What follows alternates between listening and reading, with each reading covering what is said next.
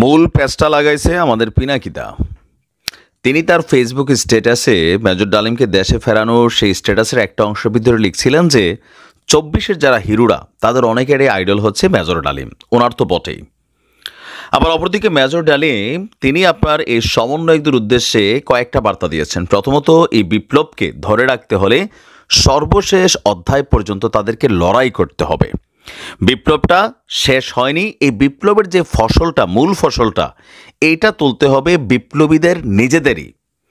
এই ফসল কোনো স্কলারধারী যতগুলা মেডেলের অধিকারী হোক, সম্ভবত এখানে ডক্টর ইউনূসকে মেনশন করা হয়েছে, তারা তুলে এনে দিবে না। সুতরাং এই লড়াইয়ের শেষ পর্যন্ত যেতে হবে এবং যদি এই লড়াইয়ের কোনো ক্ষেত্রে মেজর ডালিমদের প্রয়োজন হয়, তারা এই ছাত্রদের পাশে দাঁড়াবে। ইভেন তিনি একটা লম্বাচূড়া সাজেশন দিয়েছেন।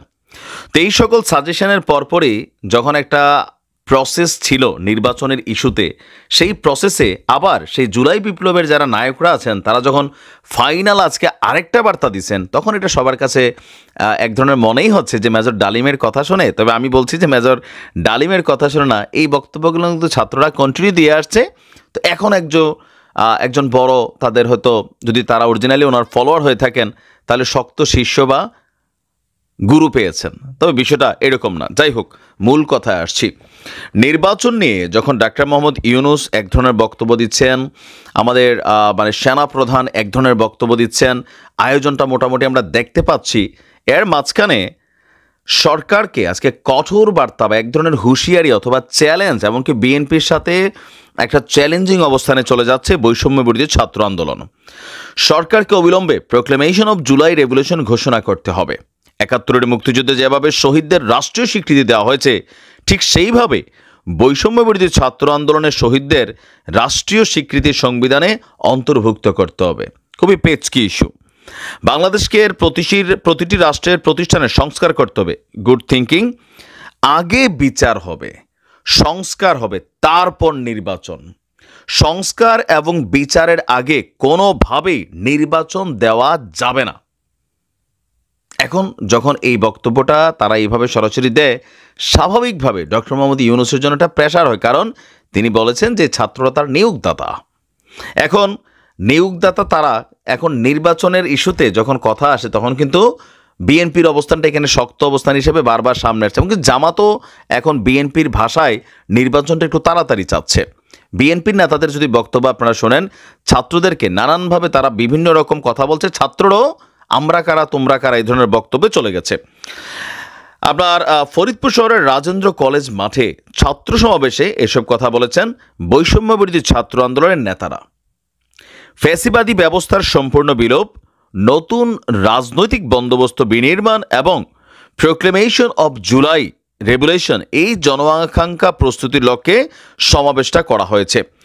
তো এখানে আমরা কারা কারা দেখছি, হাসনাত আবদুল্লাহ, তারপর হচ্ছে আপনার সার্জিস আলম, তারপর হচ্ছে এখানে খুবই কঠোর ভাষায় সার্জিস বলছে, যারা ক্ষমতার লোভে ক্ষমতায় টিকে থাকার জন্য মানুষের রক্ত ওই জীবনকে বিন্দুমাত্র মূল্য দেয় না, তাদের আর ক্ষমতায় দেখতে চায় না এই দেশের মানুষ।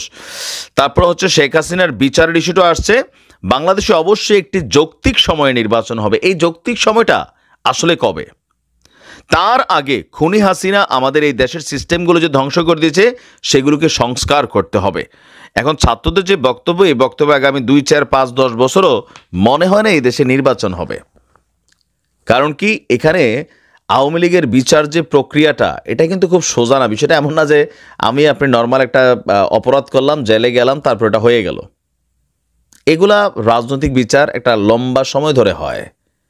তো সেই ক্ষেত্রে আমরা যদি ধরি মিনিমাম লেভেলে, তো এরপরে তারা আছে সবাই ভাগরা। তো আপনি একটা রায় দিলেন, এরকম রায় লইয়া তো মেজর ডালিমও বিদেশে বসে আছে, তাই না? তাকে দেশে এনে বিচারটা করতে পারছে, আওয়ামী লীগ সরকার পারে নাই। তো সেখানে শেখ হাসিনা আছে কোথায়? দুর্গের ভিতর ভারতে। তারা নিয়ে এসে বিচার করবে এই অন্তর্বর্তী সরকার। এতটুকু আমাদের শক্তিশালী এই সরকারটা, মোদির সরকার এখন পর্যন্ত কথাই বলে না ঠিক মতো ডক্টর মোহাম্মদ ইউনূসের সাথে। তো এই সরকারের কাছে ফেরত দিবে আপনার মনে হয়? এগুলো আসলে সম্ভব না, বা যদিও সম্ভব হয় লম্বা চূড় একটা সময়। ভারতের সাথে যে সম্পর্কের জায়গা, সেখান থেকে আওয়ামী লীগের মেইন যে বেসিস ফাউন্ডেশন সেক্টরটা পুরোটাই ভারতে। তা আপনি রায় দিতে পারবেন। এখন বিচার হইতে হবে, বিচার বাস্তবায়ন করতে হবে, এই শব্দটা ব্যবহার করলে লম্বা চূড়া সময় যাবে, যেটা বিএনপি জীবনেও দিবে না। তো এখন তাদের দাবিটা তাদের পয়েন্ট অফ ভিউতে যৌক্তিক, কারণ এখানে তাদের নিজস্ব জীবনের নিরাপত্তা ইস্যু আছে। যদি নির্বাচনে আওয়ামী লীগ আসার সুযোগ হয় তাহলে তো শেখ হাসিনা বাদ দেন, বাকি যারাই আসে তারাই সে কি ছাত্রদেরকে স্কেপ করবে? জীবনেও না, ছাড় দিবে না। এটা তাদের মধ্যে একটা ভয় কাজ করতেছে। তো সব কিছু মিলায়া তাদের এই বক্তব্যগুলো পুরনোই, বাট এখন মেজর ডালিমের ইস্যুটা থেকে আবার হয়তো একটা নতুন করে এনার্জেটিক অবস্থান তৈরি হচ্ছে, বা কমেন্ট অনেকে লিখতে চাচ্ছেন যে ডালিমের রস খেয়ে তারা আবার মানে শক্তিশালী হচ্ছে। এক একজন এক এক রকমভাবে যে যা লেখার লিখেন আর কি। তো দেখা যাক কি হয়। ভালো থাকুন।